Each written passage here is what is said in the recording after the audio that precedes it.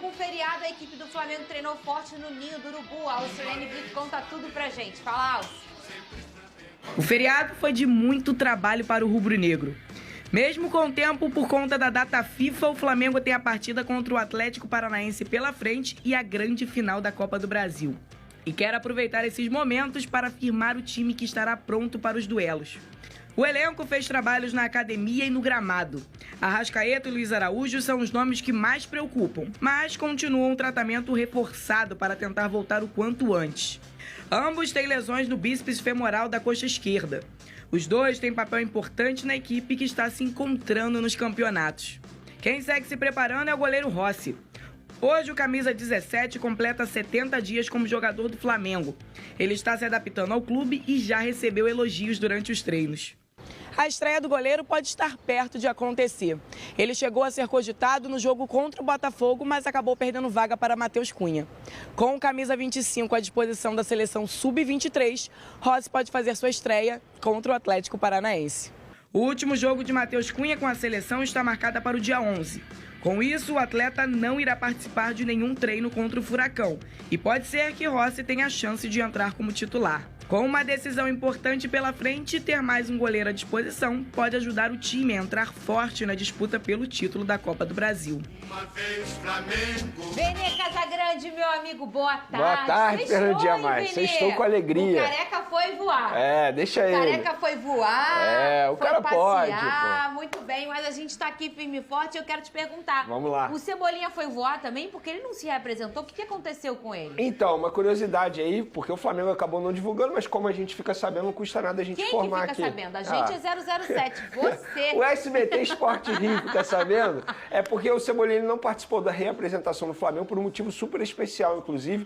Nasceu o terceiro filho dele de forma prematura e ele foi liberado pela diretoria para poder acompanhar. Ele foi até a maternidade, mas depois ele treinou normalmente. Então, assim, é um jogador, inclusive, que briga por vaga no time titular contra o Atlético Paranaense, porque o Bruno Henrique está suspenso, não vai poder ficar à disposição.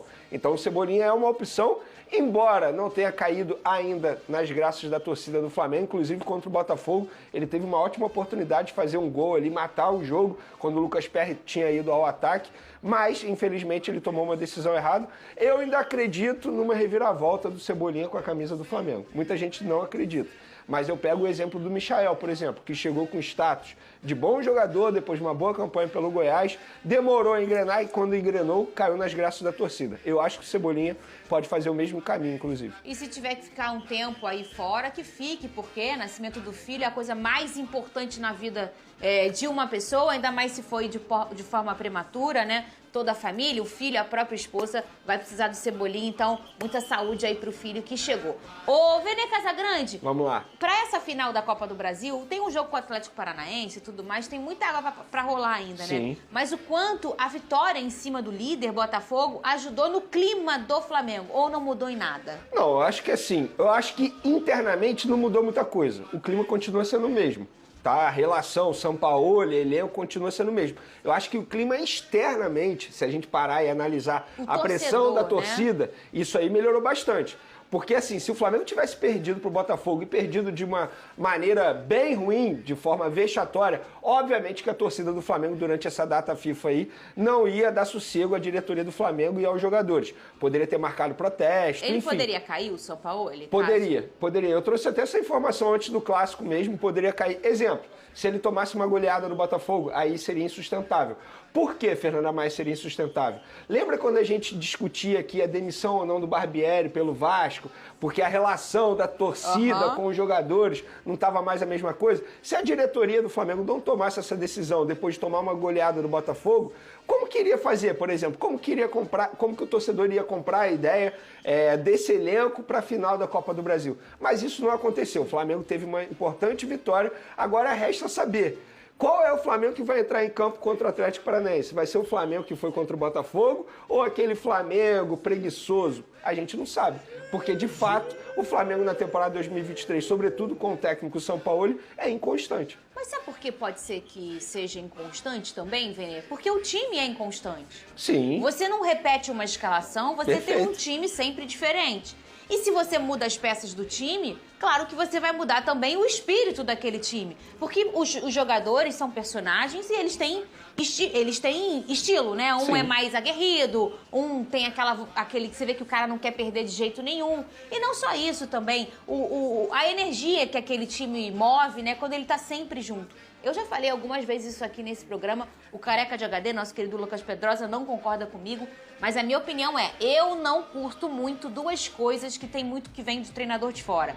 Primeiro, exigência de versatilidade. Ele exige que todos os jogadores sejam versáteis e que joguem em todo lugar, que eu acho que não. O Brasil entende isso diferente e o profissional, que é o atleta, também, o brasileiro. E uma outra coisa que eu não gosto é essa mudança de time o tempo inteiro. É claro que se é por suspensão, por cartão, porque você está pensando no próximo jogo que é mais importante, tudo bem. Mas o tempo inteiro, quantas vezes ele repetiu uma escalação? Ele nunca repetiu a escalação. Sei lá, o São Paulo deve ter 38 jogos pelo Flamengo, são 38 escalações diferentes. Eu não vejo problema você não repetir escalação. O problema do São Paulo, na minha opinião, é que ele não só não repete a escalação, mas como ele muda o estilo de jogo a todo momento. Eu vou dar um exemplo. O Vitor Hugo. Qual é a função do Vitor Hugo no time? Às vezes joga de volante, às vezes joga de meia, às vezes joga de ponta. Qual é a função do Gerson? Às vezes joga mais aberto, às vezes joga de volante, às vezes joga de meia. Eu não vejo problema você não repetir a escalação. Luiz Castro no Botafogo, a gente sabia que em determinado momento ele ia mudar. Só que ele mudava uma peça ou outra. Pelo medo. Ele não mudava o estilo de jogo. É isso. Ele não muda o estilo de jogo. O São Paulo já muda o estilo de jogo. Verdade. É totalmente diferente. E aí como que você vai fazer os jogadores entenderem a todo momento o estilo? Então é complicado. Esse é o problema do São Paulo, na minha opinião. Mas, Fernanda, eu repito, quando você contrata o São Paulo, você sabe que ele trabalha dessa maneira. É o pacote São Paulo. Não dá para você contratar o São Paulo e pedir um ambiente maravilhoso como era com o Dorival Júnior. Não dá. Verdade. Então, assim, quando a diretoria contratou, a diretoria já sabia que era assim. Ô, Vene Casagrande, vai ter festa no primeiro jogo da final da Copa do Brasil, que vai ser no Maracanã. Vai ter festa da torcida e os jogadores estão ajudando a custear essa festa? Pois é uma ação muito bacana que a torcida do Flamengo vem fazendo aí. Tem uma vaquinha, inclusive, enfim, eu não tenho aqui de cabeça qual é o Pix que tem que fazer, mas tem uma vaquinha que está rolando nas redes sociais e a torcida está preparando uma bonita festa para o primeiro jogo da final da Copa do Brasil no Maracanã. E alguns jogadores do atual elenco já ajudaram. Legal. Gerson, Vitor Hugo e Wesley, pelo menos até o começo do programa, esses jogadores ajudaram. Rodrigo Muniz e Reinier, dois jogadores crias da categoria de base do Flamengo, também ajudaram. E também o Wendel, um jogador que ele diz publicamente que é torcedor do Flamengo. Recentemente ele quase veio pro Flamengo aí na última janela de transferência, jogador do Zenit, ele também ajudou. Ele ajudou com a vaquinha? Ajudou. Só que ele não queria que divulgasse. Mas aí caiu na mão do Vene. Não. Ô, amigo, quem guarda notícia é jornaleiro, pô. Não é Vene Casagrande, pô. Olha aqui, ó. E o que as pessoas mais perguntam é assim, pô, tu é amiga daquele tal de Vene? Pô, tu não conta um segredo pra ele, né? Falei, gente, mas segredo de amigo ele guarda, ele não guarda a notícia. É isso. Vamos falar do Vascão, o Corpo de Bombeiros e o Ministério Público do Estado do Rio de Janeiro realizaram uma vistoria em São Januário na manhã de hoje para tentar liberar o estádio. Segundo os bombeiros, a intenção é verificar as condições dos dispositivos de segurança contra incêndio e pânico do local. A gente fez essas imagens hoje mesmo. O Egiberto fez pra gente, um beijo pra ele, nosso cinegrafista. Essas imagens dos bombeiros chegando para essa vistoria. Que eu acho, Vene, eu digo pra você, maravilhoso isso. Pensando na segurança de quem vai frequentar agora, quando voltar a abrir o estádio de São Januário. Eu acho isso ótimo demais. Mas eu queria que isso fosse em todos os estádios. E não só em São Januário. Pois é. Por que isso não é feito em todos os estádios? Sério, o que estão fazendo com o Vasco, o que estão fazendo com o São Januário, o que estão fazendo com o povo carioca, é um absurdo, gente. E quando eu digo povo carioca, repito aqui, você que é torcedor do Flamengo, Fluminense, Botafogo, você não tem que ficar feliz com isso que está acontecendo com o Vasco. Não tem que ironizar. Eu vejo muitos torcedores ironizando essa situação que o Vasco está vivendo. Isso aí é uma tremenda palhaçada. É um absurdo, é preconceito. A gente já cansou de falar aqui, o Pedrosa cansa de falar. O fechamento de São Januário. Exatamente. Torcida, não né? a vistoria. Claro, acho que a vistoria está certa. Mas como você bem disse, por que não faz em todos os estádios, só agora em São Januário? Parece até que querem aparecer as custas de São Januário e do Vasco da Gama. Eu fico até chateada, como o leitor facial para colocar em São Januário, eu acho muito legal. Eu, Fernanda, acho que, não sei o quanto isso num estádio brasileiro funciona? Porque a gente sabe que o brasileiro, ele demora para entrar no estádio. E isso é cultural nosso, isso não é um problema, isso é um problema nosso. A gente é assim, é o jeito da gente torcer. Sim. Ah, mas na Europa, mas na Europa é outra coisa, a gente é brasileiro. A gente tem nosso jeito de torcer. O torcedor gosta de ficar no entorno, fazendo aquela prezinha, conversando, trocando aquela ideia, tomando uma gelada para quem gosta, para quem não gosta toma teu suco e fica ali em volta e demora para entrar. Isso acontece. Quando você tem ainda que passar para aquele leitor, a gente sabe que nem sempre funciona de forma eficaz, com aquela velocidade. Isso pode até causar um tumulto onde não tem necessidade. Essa é uma opinião minha de uma torcedora que frequenta estádios há muitos anos, né? Mas a gente pode pensar que as coisas estão aí para melhorar e que isso vai acontecer de forma eficaz. Legal, bacana. Mas por que só em São Januário? Porque só São Januário precisa fazer o leitor da face do torcedor que entra ali? Quer dizer, porque o estádio está na barreira do Vasco. Gente, isso é um preconceito, isso é um elitismo, isso é um absurdo que a gente está vivendo. Que toda vez que eu vejo cenas como essa, que a gente repete aqui, o problema não é a fiscalização, é o trabalho dos bombeiros. Isso deveria ser feito, sim, pela segurança dos torcedores, que são consumidores também. Mas isso deveria ser feito, Vene, em todos os estádios. Não, esses profissionais que estão aparecendo na imagem, inclusive, eles têm zero culpa. Muito pelo contrário, eles estão apenas cumprindo ordem, estão ali fazendo o trabalho deles. Muito bem feito, por sinal, parabéns para o trabalho do Corpo de Bombeiros. Só que, repito, isso aí é um tremendo elitismo, um tremendo preconceito com a barreira do Vasco. Com todo o entorno do Vasco, a gente pôde ver imagens sensacionais aí quando o Vasco foi jogar contra o Bahia, ali no entorno de São Januário. Inclusive, parabenizo novamente a equipe de marketing do Vasco com as imagens, algo sensacional. E eu prefiro ficar com essas imagens, a imagem da alegria, do povo feliz com o futebol, porque é isso que... É por isso que a gente está aqui, inclusive, né, Fernanda? Esses são os nossos telespectadores. Sim, o Vene Casagrande, o Vasco se representou hoje, né? Na ausência aí do Medel, do Pumita e mais quem, ô Big Boys? O Medel, o Pumita e o Marlon Gomes, que estão com as seleções, né? O Payet e o Rossi e o Zé Gabriel, eles ficaram o tempo inteiro treinando, eles não se representaram porque eles já estavam por lá, aprimorando a forma física. Jogadores, o Payet e o Rossi, que chegaram agora, e eu acho que o Rossi, pouco tem se falado dele, o Vene Casagrande. Fala muito do Payet e é natural, uma grande contratação, chacoalha até o cenário aí do Vasco da Gama, mas o Rossi vai ser um personagem, se ele apresentar o que ele já apresentou e ele com o coração cruzmaltino que ele tem, vai ser um personagem importante para esse restante de temporada para o Vasco. Eu acho que ele será uma espécie de personificação da torcida dentro de campo. Não em determinado momento ele vai ser reserva, a gente sabe disso, ele veio para compor elenco, mas acho que a garra dele, a vontade dele de vencer com a camisa do Vasco, eu acho que ele vai representar muito bem o que é a torcida do Vasco, só que dentro de campo. Tem outros jogadores que fazem isso. O próprio Alex Teixeira, o Peck. É esse garoto, né? Só que assim, não custa nada você ter mais um nesse perfil. E o Rossi é esse perfil, em determinado momento ele pode ajudar também com a qualidade técnica dele. E é importante para dentro de campo, no momento da competição, mas também internamente no vestiário. É porque esses jogadores, eles acabam anunciando até de forma genuína quem é o Vasco para aqueles caras tipo o Payet, que é um jogador de muita qualidade técnica, mas ter esse personagem por perto e falar, nossa, isso aqui é Vasco da Gama, né? Perfeito, eu acho que isso é extremamente importante. Eu particularmente, Fernanda, eu gosto de jogador que não gosta de perder de forma alguma.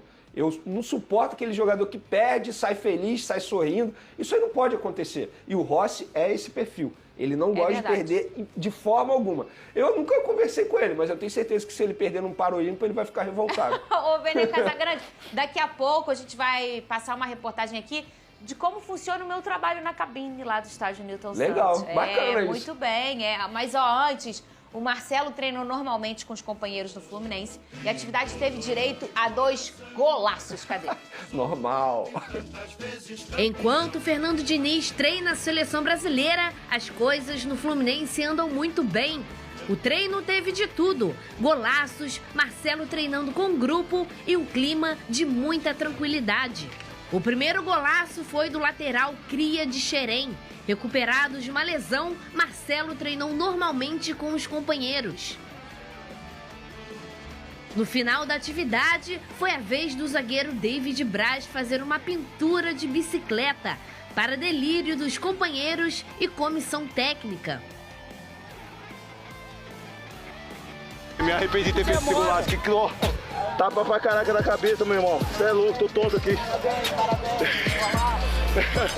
Sem Diniz, Marcão comandou a atividade. O próximo desafio do Fluminense é o clássico contra o Vasco no próximo dia 16, no estádio Newton Santos.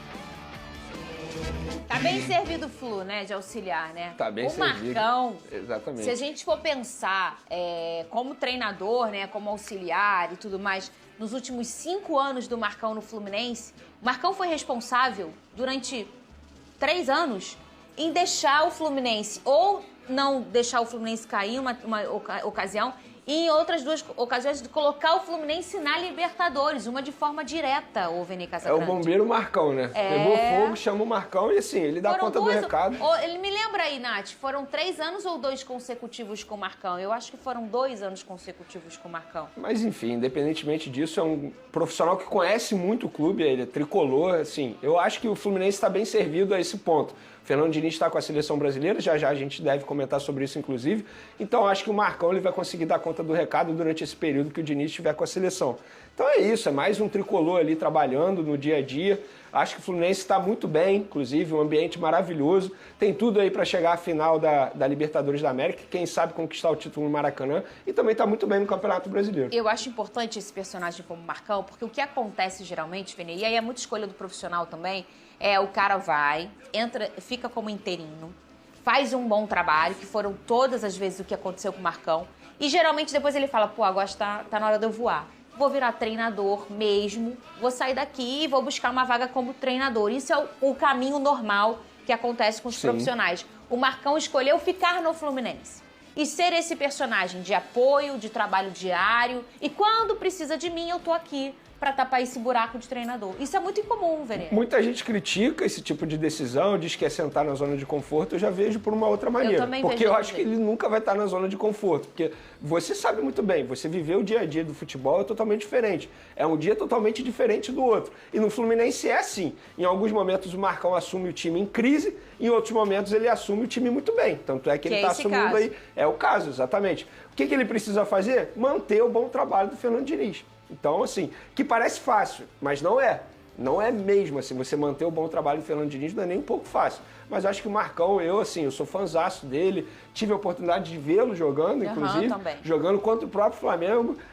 Mas, enfim, eu acho que boa sorte ao Marcão aí durante esse período que o Diniz estiver ausente. Desde 2016 ele tem essa função no Flu de fazer esse retoque, né, quando algum treinador sai, quando o problema acontece. O Felipe Melo renovou o contrato com o Fluminense. O zagueiro de 40 anos estendeu seu vínculo até o fim de 2024. O famoso ano que vem, Vini Casagrande. Mais um aninho aí pro Felipe Melo. Assim, eu vou dar minha opinião sem saber valores, tá? Confesso que eu não sei valores. Eu acho que é uma renovação ok, dentro do esperado, mais um ano de contrato. O contrato dele acabaria no fim desse ano. E uma curiosidade, durante esse período aí da data FIFA, o Felipe Melo tá treinando com o filho dele, que o filho dele joga na categoria de base do Fluminense, e alguns jogadores da categoria de base estão completando a atividade. Bacana demais isso, maneiro, né? Maneiro. E o Felipe Melo, anos tem? Davi Melo, se eu não me engano, 17. Vê só a produção, se eu não me engano, 17. E o Felipe Melo sempre falou isso, que ele tinha um sonho de jogar com o filho dele um dia. Bacana demais. 17 anos mesmo. Parabéns ao Felipe Melo por isso. Você acha que no ano que vem é o último ano aí do Felipe? Você acha que ele vai conseguir estender um pouquinho mais? Eu acho que ele é um super atleta, né? Ele é um super atleta, sempre se cuidou, sempre se cuidou, assim, desde o começo da carreira dele. Eu acompanho o Instagram, inclusive, do Felipe Melo, a gente pode ver que nas férias ele continua treinando. Eu acho que ele não vai encerrar a carreira dele. Talvez ele saia do Fluminense no fim desse contrato, mas acho que encerrar a carreira não. Aquele anelzinho ali, ó, pra anotar. Você vai trabalhar o ano inteiro e não vai ter um. Nunca vou ter aquele anel ali.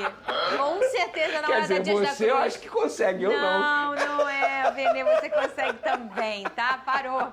Aquele anel ali não é o da Dias da Cruz, não é. Agora eu vou chamar um VT que me orgulha muito, a equipe do Flavinho Vini, que foi até o estádio Newton Santos para mostrar toda a preparação, Vini.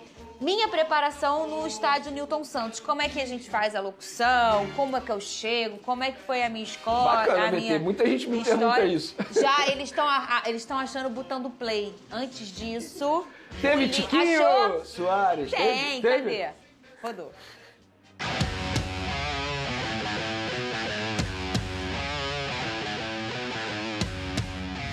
estádio Newton Santos é como uma segunda casa da Fernanda Maia. Ela conhece tudo e todos por aqui.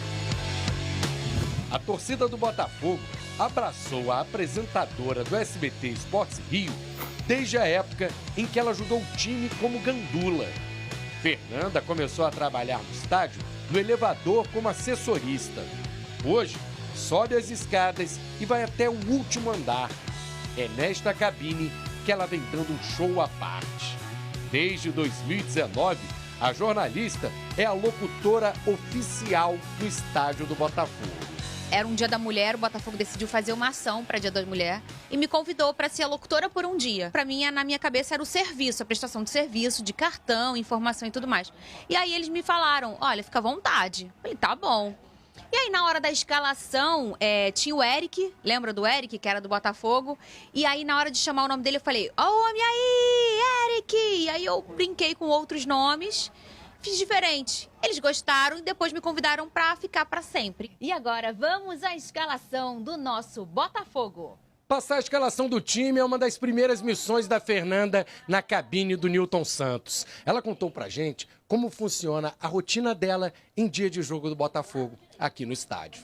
Eu sempre chego no horário do portão. O portão abriu 1h30, eu tenho que estar aqui 1h30 antes, que eu dou boa noite para as pessoas que chegam. O que não pode faltar é o que a gente presta o serviço, que é as substituições e os cartões. Isso nunca pode faltar, né? Fernanda vem revolucionando essa função, trazendo uma nova forma de entreter e interagir com a torcida. Eu sempre vejo um apelido, eu fico de olho na internet, no Twitter, na torcida. Às vezes a torcida tá chamando o jogador de tal coisa. Teve uma época em que na escalação eu vinhetava a escalação. Por exemplo, Gatito, aí vinha um barulho de gato.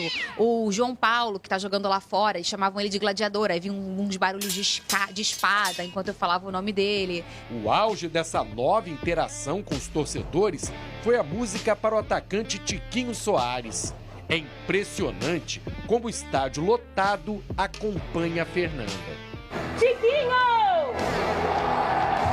Tiquinho! Sem sombra de dúvidas, o Tiquinho foi o que a galera me notou como locutora do estádio. Era um grito do Porto, quando o Tiquinho jogava lá, do locutor do Porto fazendo para ele. O locutor gritava Tiquinho e a galera respondia Soares. Eu tinha muito medo de fazer e as pessoas não responderem, porque não escutaram, porque não sabiam. Então eu tinha que viralizar aquilo antes. Isso aí, quando eu fiz o primeiro, aí a galera veio. Aí foi um ufa, um alívio. Ai, ainda bem que eles são espertos, né? Fernanda acrescentou ao grito do Tiquinho a versão da música criada pela torcida.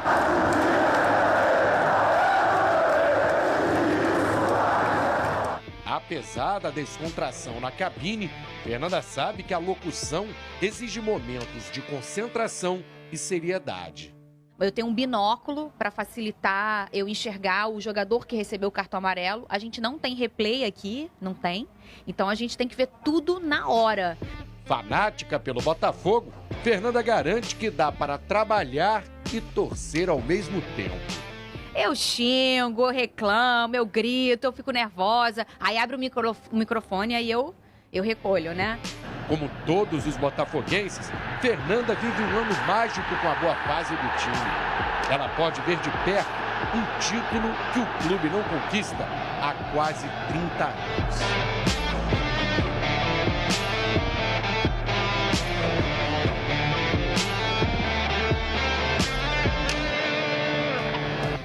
Olha, eu agradeço muito ao Botafogo, Venê, que me deixa há tantos anos ser quem eu sou dentro desse estádio. Júlio Grafo, que acreditou nessa minha função de locutora, um grande amigo, um grande cara hoje no Botafogo.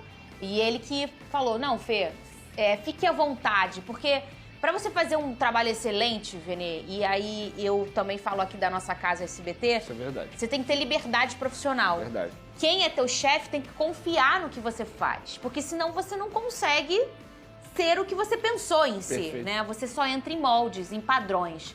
E assim, eu quebrei padrões como gandula, quebro padrões como locutora, e eu só faço isso porque o Botafogo me deixa fazer, Venê.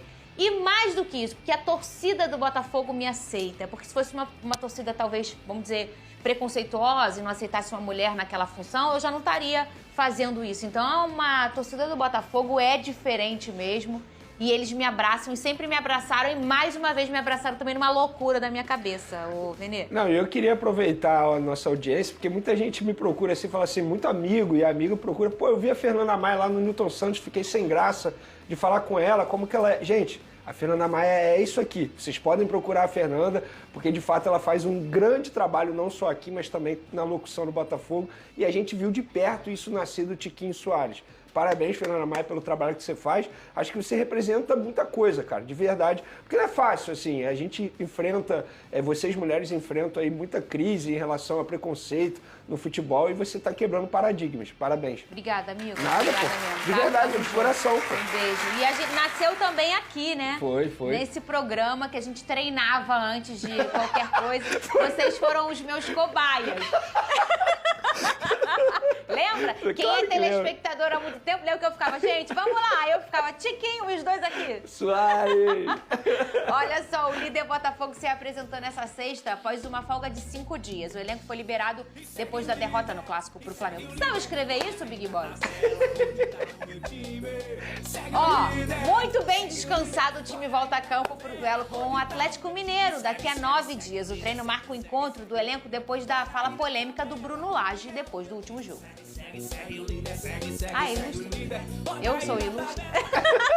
É que tava escrito ali Roda VT. Não tava, Benê?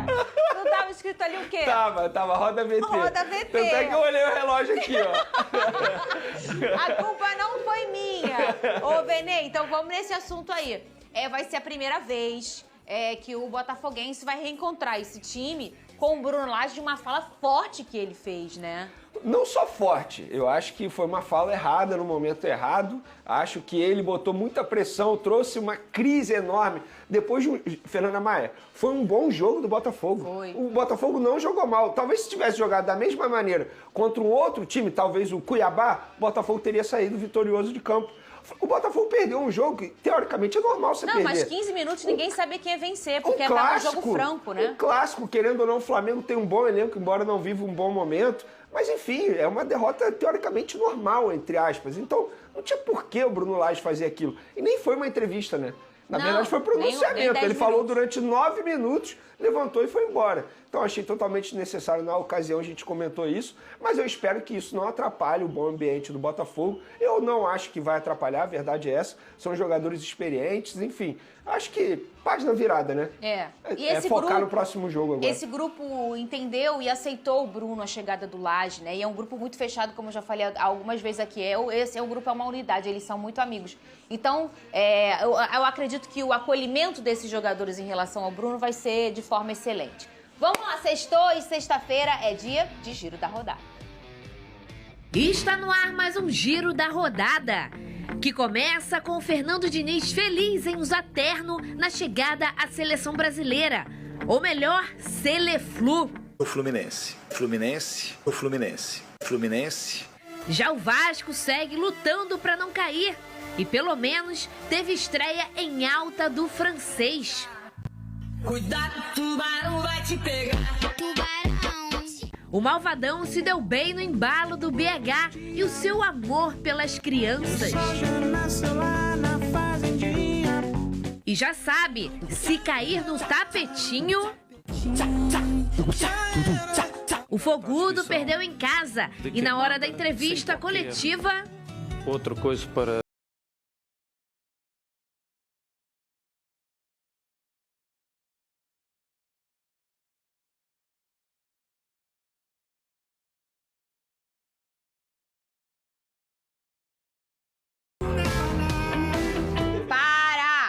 Olha aqui, a seleção brasileira joga hoje pelas eliminatórias. O jogo marca a estreia do Fernando Diniz no comando da seleção. Cadê? Amor pela seleção gravado na pele. O autógrafo do Richarlison no braço virou tatuagem. Muito gratificante que eles vieram aqui. Eu tive a oportunidade de tatuar pelo menos um autógrafo de um. No mercado do Ver-o-Peso, camisas da seleção por todo canto. O Cristiano já vendeu metade do estoque. Estou vendendo, graças a Deus. A minha meta é daqui para amanhã, para sábado, terminar tudo, se Deus quiser. A Rosane garantiu a dela e foi para o Mangueirão tentar ver os jogadores. Maravilhosa a sensação de ter a seleção aqui no Pará. mas não conseguiu. A gente pegou até chuva e não conseguia entrar. É muito frustrante pra gente. E não foi só ela. Em frente ao estádio, uma multidão na esperança de conseguir entrar. O último treino foi restrito a pessoas atendidas por programas sociais do governo do estado, o que gerou indignação. Tem muitas crianças aqui fora que querem ver a seleção menos uma vez. Deu só para ver o ônibus da seleção passando. Quem tentou chegar perto teve que correr. A presença de Neymar e companhia mexeu com a torcida paraense. Mas a partida contra a Bolívia também marca a estreia de Fernando Diniz no comando da seleção. E ele já deixou bem claro ao grupo de jogadores o que espera ver em campo na sexta-feira. É a alegria, né? Acho que a alegria que nós temos dentro do campo, temos que ter e desfrutar dentro do campo, acho que é uma coisa e é uma das coisas mais legais que ele está falando para nós. E foi o que se viu nos treinos em Belém. Um Diniz alegre, um grupo feliz de estar junto nessa nova caminhada. Até a Copa de 2026 serão 18 jogos, percorrendo o continente atrás das 6 vagas sul-americanas. Gente nova como Joelinton, outros já com uma Copa nas costas, como Richarlison. O caminho é longo, a chance de chegar ao final começa agora. Acho que isso aqui não tem dinheiro no mundo que pague para um jogador que estar representando a seleção brasileira.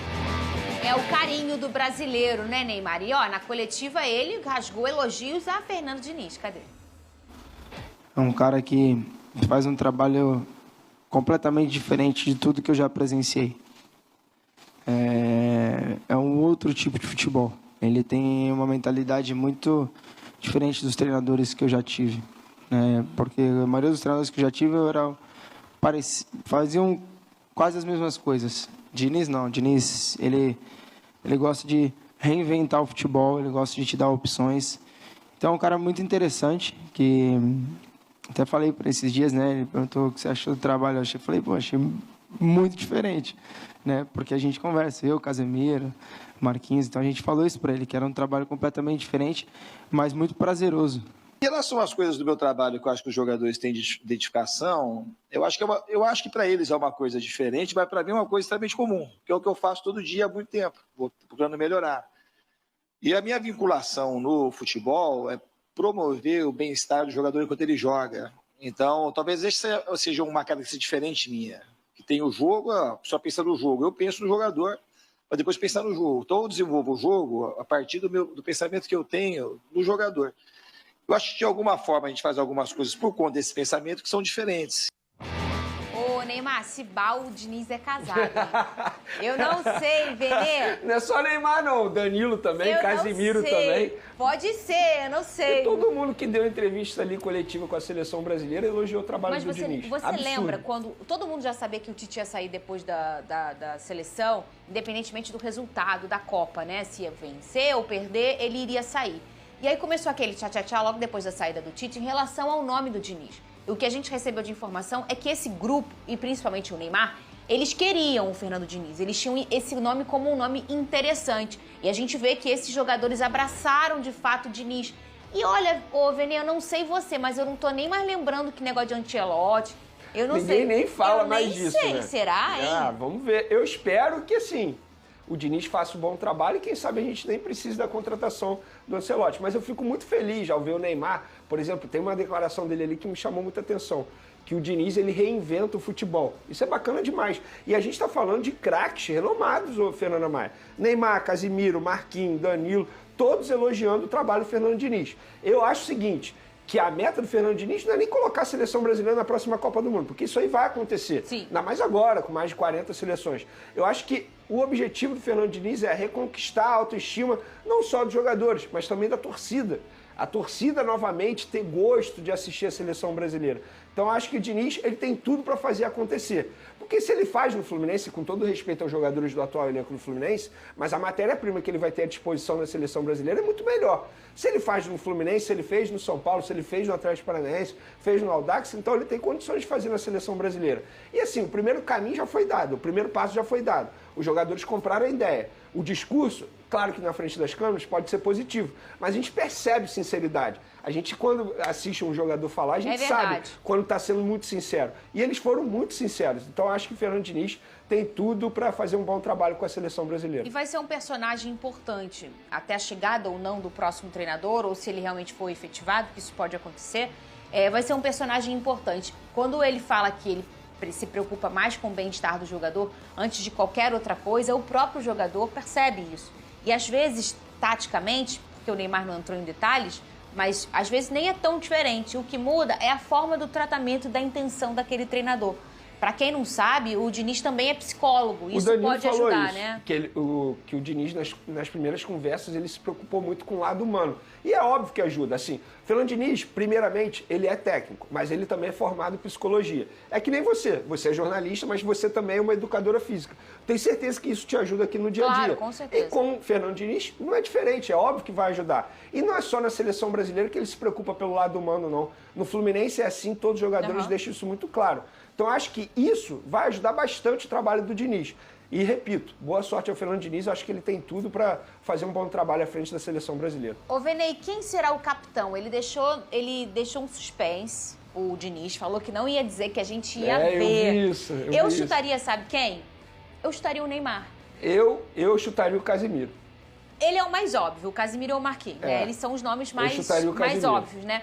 Mas eu acho que o Neymar... Na verdade, o meu chute é um pouquinho de vontade também, tá? Não vou negar, não. Não, eu acho que seria importante pro próprio Neymar e pro Diniz. Ele provavelmente teve uma conversa franca com o Neymar em relação a isso. Eu acho que pode ser o Neymar, hein? Pode ser o Neymar. Pra mim, não seria nenhum absurdo.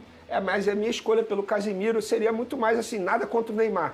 Mas eu acho que o capitão, ele não tem que ser líder apenas dentro de campo, não. Ele também tem que ser líder fora de campo, dando exemplo. E assim, eu não sou Neymarzete, todo mundo que me conhece, me acompanha aqui, sabe muito bem disso. Tenho algumas, como que eu vou dizer? Resistências em relação ao Neymar fora das quatro linhas, que eu não acho ele um atleta absurdo fora das quatro linhas. Dentro de campo, respeito máximo, um dos melhores jogadores que eu vi jogar. Mas quando eu falo capitão, eu acho que capitão vai além do campo bola. Eu também acho. Inclusive, eu tô olhando a regra aqui pra gente beber água. Para ser capitão, tem que ser o melhor goleiro do Brasil, 2023. Tem que estar no líder do Campeonato Brasileiro. Tá escrito aqui, Alex, na regra de capitão. Já sabe quem é, né? Bebe água. São 2 litros por dia, no mínimo. E a gente já volta. Ficou com a gente. Um beijo pra minha afilhada Lívia. Te amo, tá, meu amor? Um beijo pra Paulinha, minha comadre.